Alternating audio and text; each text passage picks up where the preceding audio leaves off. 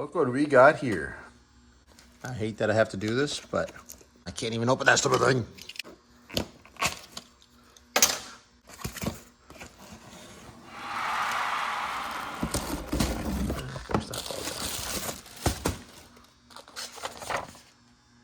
Brand new spec clutch. Let's cut this thing open and see what it looks like. So, long story short, is I thought the Cavalier was ready to go, and it wasn't. So this is the Spec Stage 3 Plus clutch. Part number right there, SC883F. Hopefully I got that right. And this is rated for over 500 foot-pounds of torque. Because Easter Sunday, I went and took the Cavalier out for a drive. Did a nice rip in first, second, third. It felt kind of funny. And in fourth gear, the RPMs went right up to the limiter and she just wasn't going. So basically my clutch is no longer holding the power, which, you know, I guess it's something to brag about, but not a good thing when you're trying to go fast. So unfortunately I had to spend the money on the proper clutch. I don't want to do this again. I have had more clutches in this car than I think I have had tires on this car. And here's the disc. Right there, FW side, flywheel side. She's still spring loaded, so she's just supposed to be decent for street driven, from what they tell me, and still be able to hold that kind of power. This is one of my old clutches. This is the first clutch I had in my 3.1 turbo setup. It only lasted, I don't know, 6 months. It wasn't holding the power on that one. This is a Kevlar setup on this one. Supposed to be good for, you know, over 300 horsepower, which maybe it was. I know I was probably putting down a little more than 300 on that car, but within the first couple months, I could feel it slipping already on that one. So that came out and we went to a different 6-puck ceramic, which is what's in here now. And it worked okay on the 3.1 turbo, but I thought it would still be sufficient for the 3400 turbo, and it is not. So now we have had to upgrade again. So those videos were taken a couple of weeks ago when I first got the clutch. Haven't had time to work on it yet. If you've seen some of my other videos, you know I've been busy doing other things for other people. So we're finally getting around to taking this motor and transmission back out again, because the easiest way I find to do the clutches on these things is to take them right out of the car. To do that, we're gonna have to take out all the stuff that we had a hell of a time building in here. And this is probably gonna be over a matter of days to get it out, because I'm just doing this after work and on weekends and whatnot. So bear with me, we'll get it done. Well, the turbo's out. That took longer than well, about as long as I expected. I knew it was gonna be a pain in the butt. Trying to do as much as I can before dropping all the oil and jacking up the car, so to see what I can get. So we got the turbo sitting right over here, still looking good, and still working good. Still got a bunch more work to do, but it is now 10:20 on a Friday night, and I got to go to work Saturday morning. So maybe start this again tomorrow after work or Sunday. Who knows? We'll see how I feel. Right now, it's time for bed. Day number 2. We'll see if we can get a couple hours in tonight. And this is why things take so long, because we did about 2 hours the other day just getting the turbo out of there. And you can see how tightly fit the turbo is in there. And I think we've done about all we can do from the top side. Now we're gonna have to go jack up the car, start draining the fluids, disconnect the exhaust from underneath, and then we'll get everything else taken off of here. So if you watched one of my last videos about the Cavalier, you remember me saying I replaced the front timing cover because it was leaking through the one bolt hole. So everything looks good that way. Looks like I did everything right. Don't see anything leaking there, but yet somehow this piece here, I don't know if you can see it very well in the camera, but is still dripping oil. And you can see there's been a puddle on the floor down here. But I really can't see where it's coming from. It's dry underneath the rear or the front crank seal. The timing cover is dry. So where the heck is this coming from? Either it's maybe just residual that was still left over, is still leaking down somewhere, or maybe my oil pan is actually leaking. And now that we got the car jacked up, we have to, and got my jack stands. Make sure you get your jack stands under there, people. And so we're gonna disconnect the streamer pipe. We're gonna drain the oil. We gotta disconnect the starter electrical. You got to disconnect the wastegate. Let's see if we slide over here. Disconnect the wastegate. It's up here because that's going to come. That pipe is hooked up to the crossover pipe on top of the engine. So once I get that disconnected, and I then get this exhaust pipe down here out of there, I can pull out the down pipe. Also got to disconnect the. Let's see if you can see this. The exhaust manifold at the back. I got the top bolts taken out already, so I'm gonna take out the bottom bolts. I'm leaving the manifold in the car. It's just easier that way on this one. You can see my block off plate I made there. A hunk of stainless steel, then also reinforced it with a flange just to help keep everything sealed up. When I do this, and I don't know if you can see it from here, see if I can switch the camera a little bit better. When I do this, I disconnect the CV shafts, but I leave the intermediate shaft, this piece right here, I leave it attached.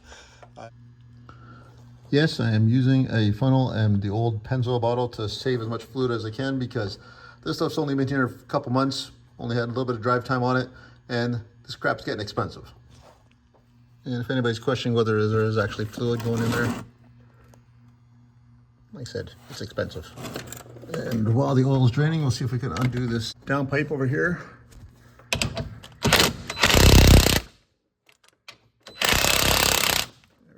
See that come loose, and then we'll take it up from the top. Set that up, hopefully it doesn't fall in the process, and we'll see if we can get this out of here. Okay,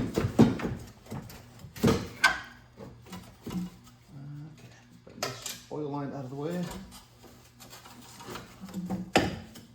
That wasn't so bad. There we go. We got the wastegate disconnected. I left the screener pipe, it's still attached to it there. Okay. Here, see it? That goes up, hooks up to there. And you might hear some dripping right now because I've got the oil filter just dripping down into a old Mobil 1 liter bottle. For anybody that saw my last time I took the engine out, still using the toolbox to drain coolant. It holds the pretty much perfect amount for the radiator. Still need to drain the block, because if you don't drain the block and you start pulling these things out on an angle, it starts getting messy. Now that we've got the wastegate off from down over here, we're gonna see if we can get this wide pipe connector here that goes to the turbo out of there next. Now I gotta get to these ones over here, which are underneath this rad hose. So the rad hose might have to come next, because I've already drained the rad, so should be okay to do that now. Now we're gonna give a little bit of spray on these bolts there. 1, 2, 3. I got pretty good aim today. And then we'll crack those loose, and that piece should come out next. All right, we got that wide pipe out now. Let's go back there to there. Clutch sleeve is gonna be the next thing to come out. I remember right, that is a 13, so I might be able to do it right when I'm showing you here, like that. A little bit of time on these ones. So it's got some pressure on the back side of it.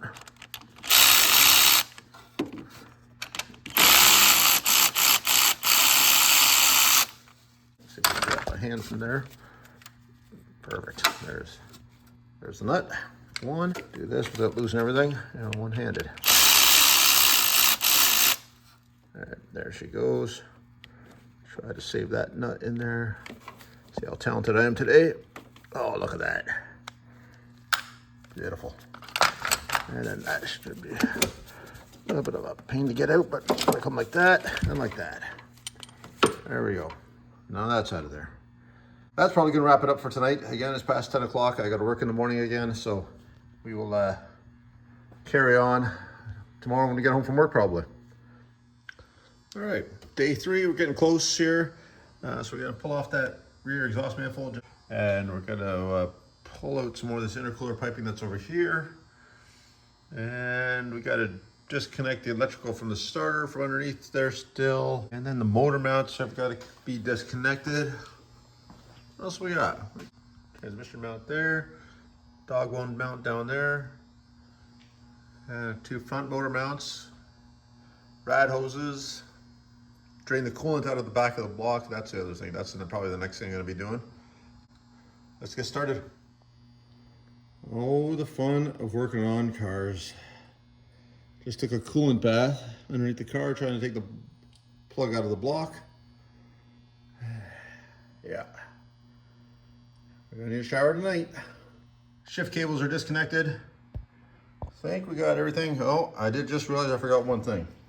when I do this, I take off the harmonic balancer, and that gives me just enough clearance to pull it all up, motor and transmission together. So in total, we've got about 5 hours ripping this down. I know that probably doesn't seem very good when we've made some messes, and I'm trying to pull things out that we barely had room to fit in the first place. It's not as easy as it looks sometimes. And like I said before, this is a real DIY. This is not some sponsored YouTube channel. So, you know, this is kind of what you could expect if you're doing this kind of stuff yourself in your own shop. So that's what I want to show you guys. That's how I like to do it. And it's hard work, but if it was easy, everybody would do it. So next time you see this, this engine's going to be coming out of here. I got started a little bit ahead of time and forgot to start recording. So basically, got the chain fall hooked up. Harmonic balancer is off. You can see in there. So it's time to undo the motor mounts. We got transmission mount back here to undo that. Motor mount down here, that custom made one that my brother made. And then the stock mount in the back over here. So we'll lift it up a little bit just to take the pressure off the mounts, and we'll undo those mounts and we'll get going. I think we got everything ready to go. Motor mounts are all undone. Got to take this one rad hose off as we lift it up. We'll slowly bring it up.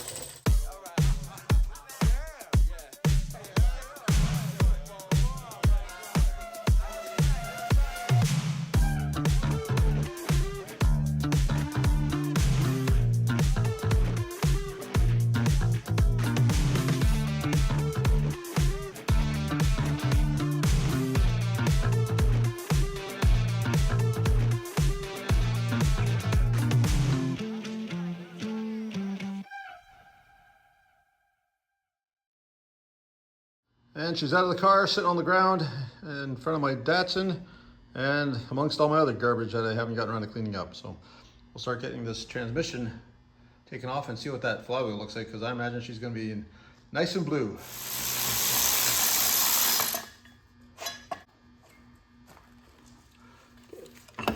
There we go. Intermediate shaft is out just like that.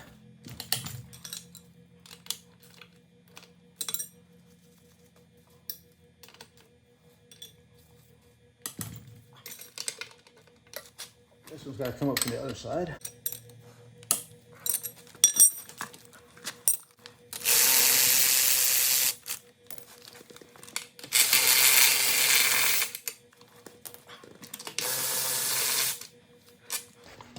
There's one left, and that one I got to get a wrench for. See, that's starting to come apart there. Just like that.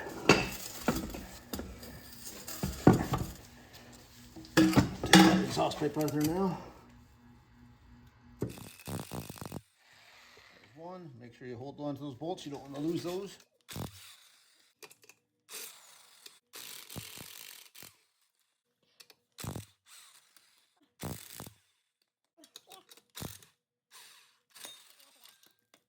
All right. Well, there's my 6-puck ceramic clutch disc. This. I forget the brand. It held well for, but on the old engine, but you can see those pucks there, they're glazed over. Looks like it's probably rubbing mostly, from what I can see.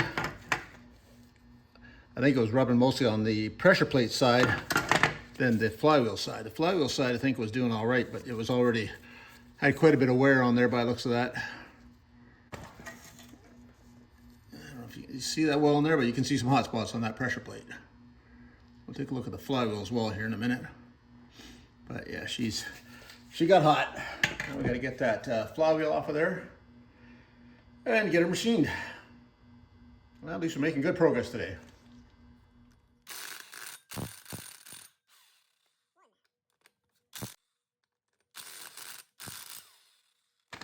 Five and 6. There we go.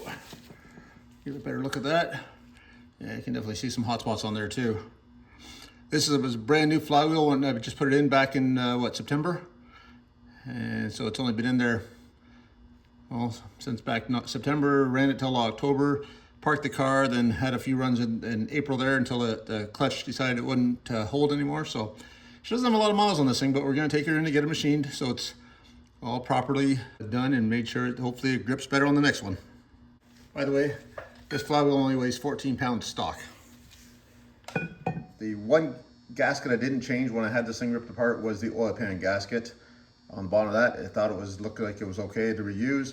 That's the only thing I can see that might be leaking still, so we're gonna pull that up and we're gonna take the oil pan off it and inspect it. I'm also gonna change the starter while we're in there because that starter is about 20 years old and I'm not 100% sure that it's a starter, but every once in a while it'll just click, click, as you might have seen in some of my other videos, and then it'll start. It's never left me stranded, but that's also an old 3.1 starter, the big heavy ones. The 3400 starters are a lot smaller, a lot lighter, so again, just a little bit of weight reduction as well. And we'll get that pulled up, we'll take that oil pan off, and we'll take a look and see what it looks like. All right, we got her hanging up in the air here. Not the easiest way to work on it, but should be better than doing it in the car.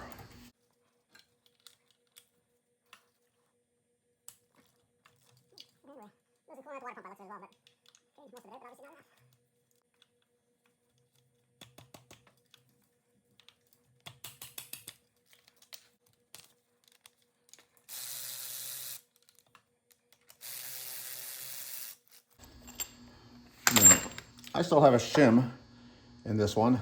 It's always been in this with this car, and so I've always just used it and it always works. So I will compare that to the new starter. There's the bolts, and see if we still need to use it on that one. But if you're not sure and your starter has a shim, there's a good chance I recommend keep using the shim.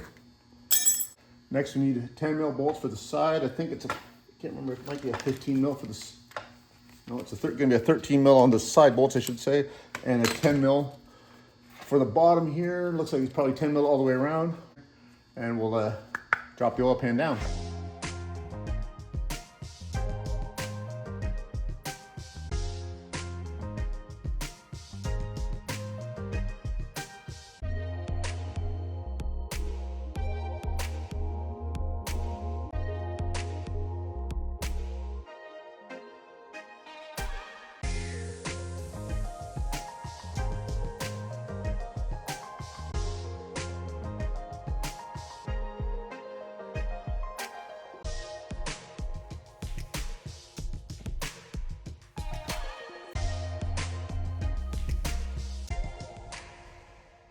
See, this might be where it's leaking from. See, these ones, they come with this oil as the seal that goes around those side bolts. The new kit comes with new seals. So could be leaking from there.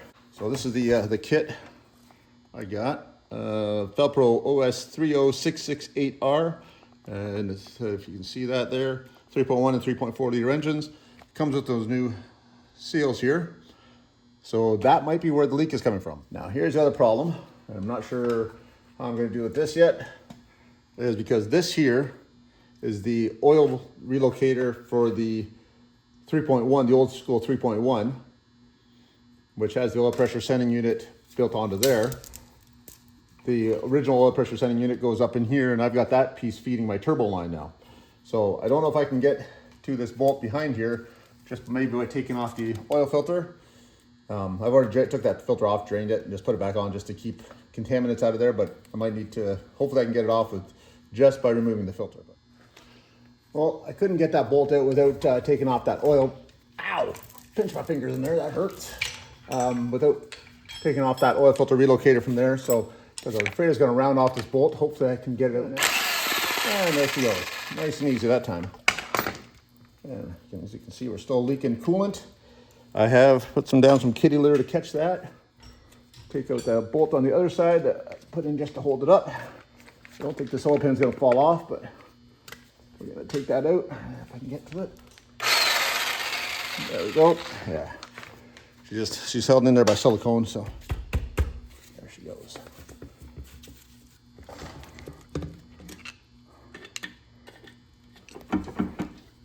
These are because of those bolts that go into the side. They're very tight fit. And there's that gasket. Just pulling right out. There it goes. As you can see there, there's the bottom of that crank. It's got some silicone there that I put on.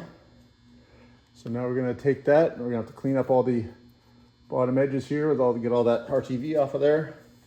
Get this gasket out of there, clean that all up. There's the old one. Again, it's all still in one piece. Doesn't look bad, but like I said, could have been leaking through those other bolt seals as well. So while you're in there, change the gasket. I should have done it when I was building the engine, but I thought it was still in good shape, so I was trying to save money. It was supposed to be a budget build. So far, the budget's gone right out the window. All right, we got the oil pan all cleaned up. Gonna use some spray nine and pressure washer and clean it up as best I could on the outside. Gave it a quick pressure wash on the inside just to knock out any loose crap that was in there. Put a little bit of RTV, Permatex Right Stuff, in underneath the gasket. Then I put the gasket in. I just started at this end with the lower curve or the smaller curve, and then just worked my way all the way around. And you got the whole thing nicely in place. I put the gaskets, the Permatex Right Stuff in there just as some extra insurance. Theoretically, you don't need to on these gaskets. They're meant to go in dry, but I still like to put it on there, and I'll probably put just a thin layer on top. And that'll be our next job, and I'll set up the camera so you can see what I'm doing.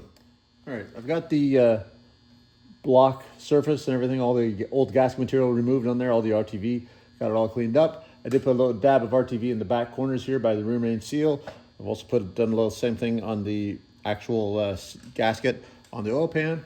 And now we're gonna see if we can lift it in place and hold it and put the bolts in all at the same time. All right, let's see if we can do this. Should go on this way, this should be the back, that should be the front. Just a bit of time. Give it a little bit of a spin. Put some on this side. It's a lot easier to do this when you're on an engine stand, I will say that. Get that, we'll get our 10 mil. Snug those up a little bit just to lift it in place. Now, I'm not torquing these down yet, I'm just bringing it up. So now we'll grab all the small 10 mil head bolts like that. And then we'll get all those started. Then we'll do the side ones later.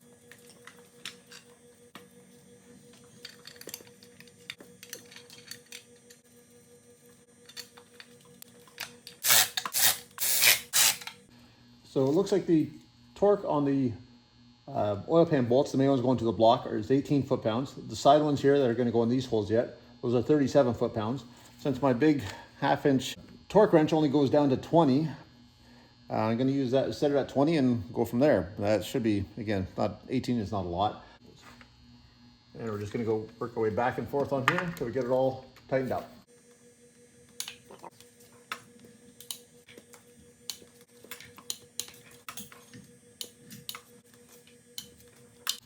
The other side.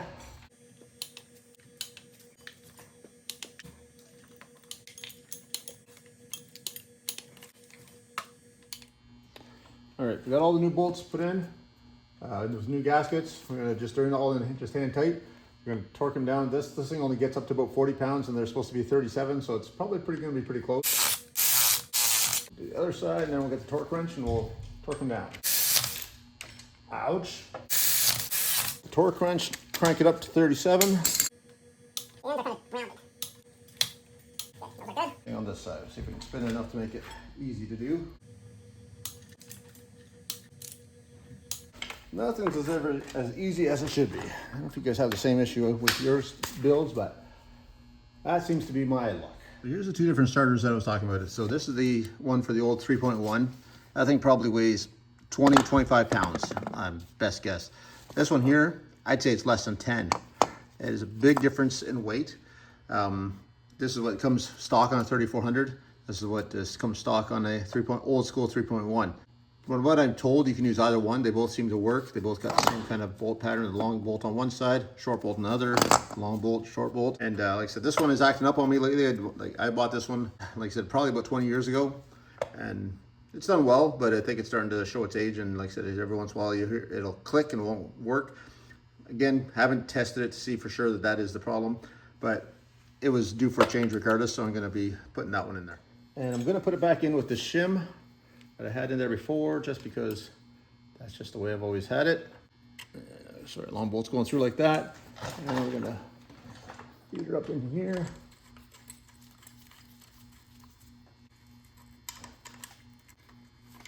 There we go. Tighten. There we go. We'll snug it up and then it's time to put the flywheel on. We got our flywheel and all nicely machined thanks to my brother Dan again.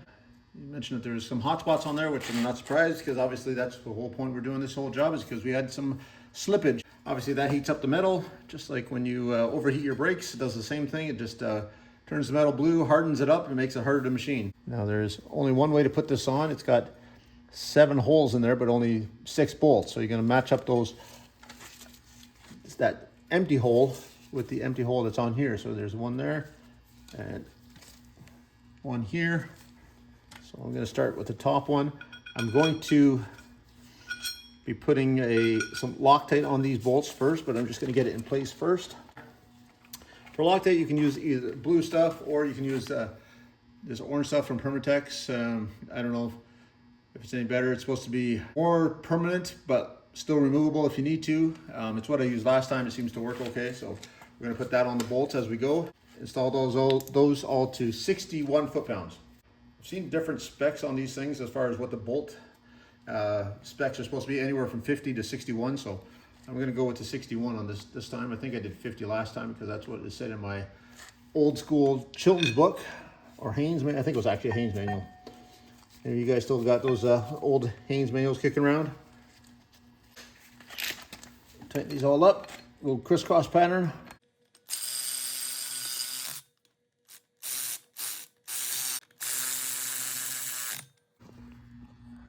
That it lines up with that dimple that's in that hole there, the empty hole. So always want to verify that. These are internally balanced engines, so I don't know if it would make much of a difference, but if you're gonna do it, you want to do it right. Now we're ready for torquing it. So what I do is I take a screwdriver that'll fit through the clutch bolt hole, and we're gonna crank on these. It's gonna spin this over until it's gonna jam up inside there, and then we'll be able to torque our 61 foot-pounds. Torque wrench is set. Start at the top. So she's gonna spin a little bit, and she's already stopped. And I'm not gonna do it all the way. I'm just gonna do a little bit all the way around. And star pattern, just like your tires when you're doing your wheels.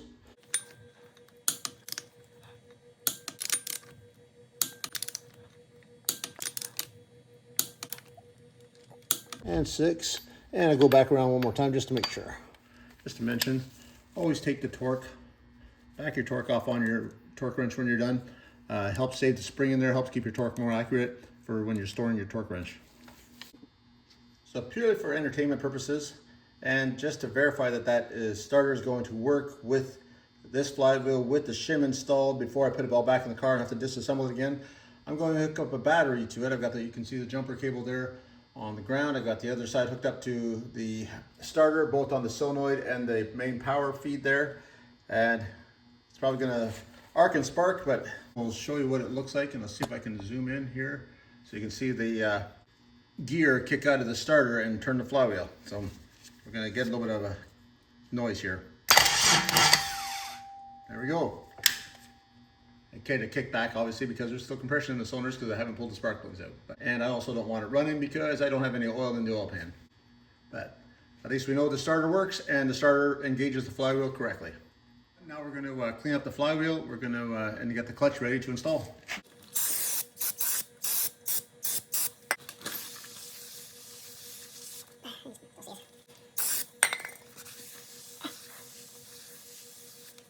Better, but still some more.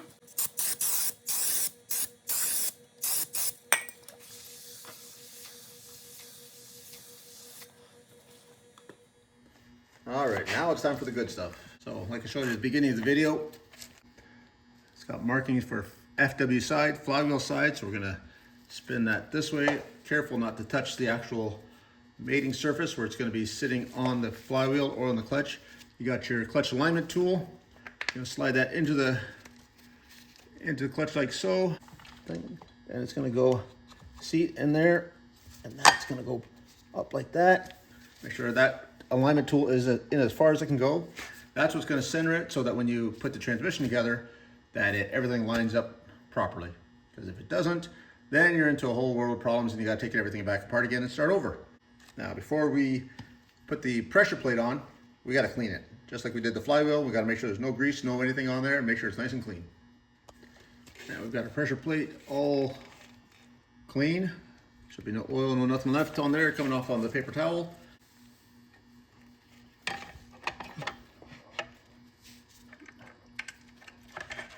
right, down the last bolt. Should go right in this spot here. And I'm an idiot. I forgot to put Loctite on these bolts. So I'm gonna take them out one at a time and put Loctite on them. So I've got Loctite on, but also make sure when you do these, got Loctite, make sure you also, there's a lock washer on there. Make sure you don't lose that lock washer. That one there. All right, looks like I did get them all. So now we're gonna tighten them up slowly, again in a crisscross pattern, and it's gonna start sucking these in towards the flywheel, and you're gonna see these fingers start flattening out.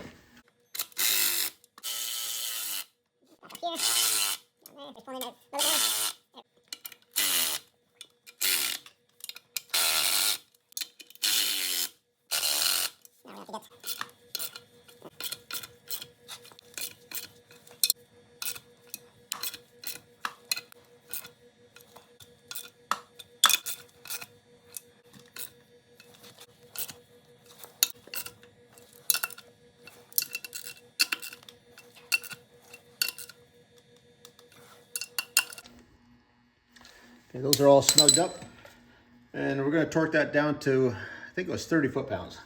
That's a 14 mil, so it helps if I had the right one.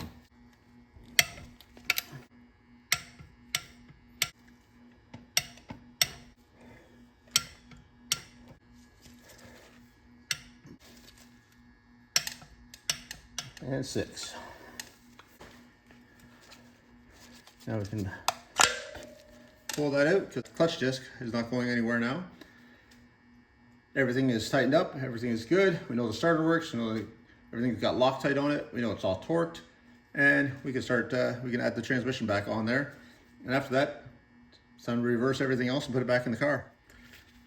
And before I forget, I just wanted to say I am doing this on Father's Day 2025, and I just want to say happy Father's Day to all the dads out there, all the granddads, the stepdads, the step-in dads, the big brothers that take care of your younger siblings when you don't necessarily have to.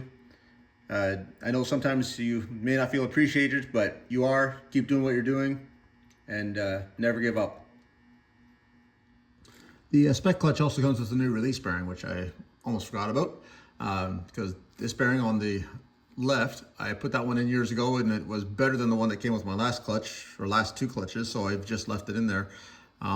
Still feels fine, but you know, since the new one comes with a new one, I will probably put it in. It's been a long time since I put this one in, so it's probably due for a change anyways, but just didn't want to forget about that part. Slide it back together.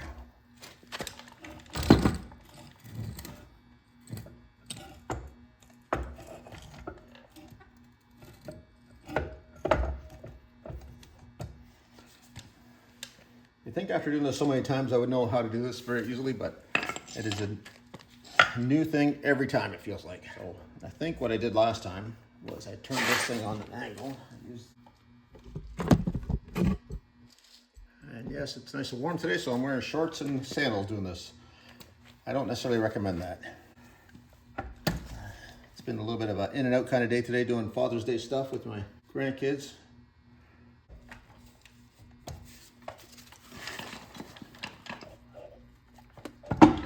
Aha!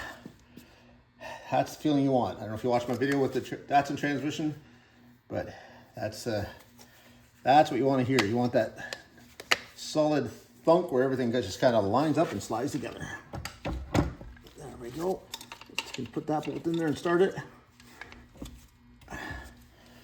There we go. We know we're lined up now. With these bolts, the top 2, they're not going in because that goes with the bracket that goes to the transmission mount. The one with the bolt here, with the extra stud on the end of it, that's going on the front side of the engine towards the rad because that's going to have your ground cables in it. The other one with just the flat is going to go next after that one. Again, we're just getting them started by hand here. And then the other one goes in with the other stud, goes in from the back side here. We're just gonna pop it up a little bit, get everything lined up. And again, just get it started by hand. Get this one started, and then we'll just slowly work those 4 bolts in. The last 2 on top, like I said, those are going to be going in with their bracket. Other thing I wanted to mention is when I'm putting them together, and I mentioned this on my video with the Datsun transmission, I always use the liquid moly long life grease on the release bearing and on the splines, just so everything slides smoothly, hopefully lasts forever, or until the next time I do a clutch, and apparently a couple of years. So hopefully this is the last time I do it in a long time, because I'm getting sick of this.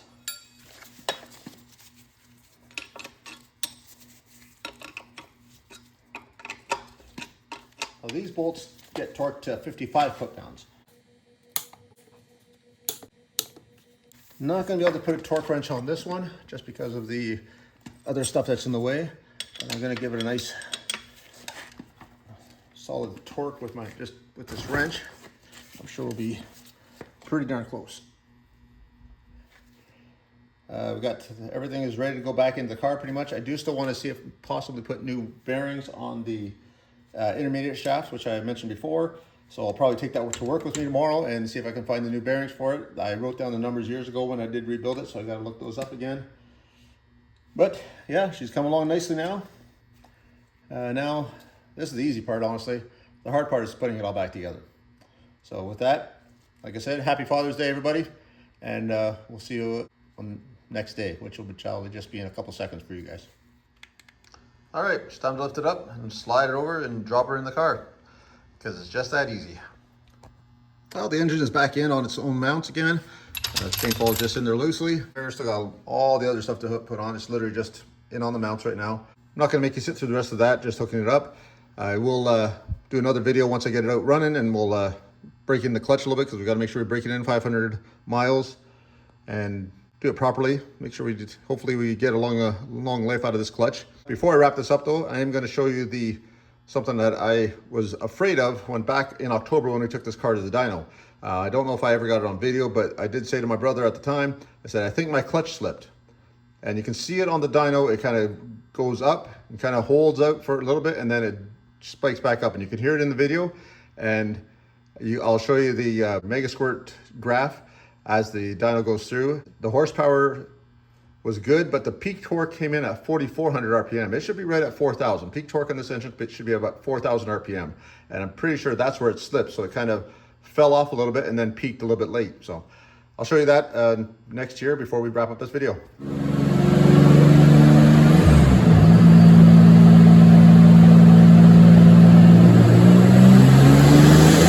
So you can see the RPM kind of spike up at 4,000 RPM, then it just kind of hovers for a while around 5,100, and then slowly climbs back to about 6,000 when I finally let off the throttle.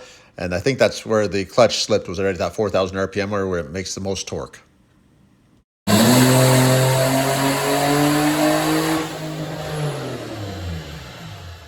And with that, I will let you guys go. Thank you very much for making it this far in the video. And if you haven't subscribed, please do. Thanks to all those that already have subscribed. And you guys have a good night, a good day. I will leave you with the full dyno run where we put down 351 horsepower and 397 foot-pounds of torque. And like I said, when I get to the dyno, I'm hoping it'll do even better when the clutch doesn't slip. Thanks, guys. See ya.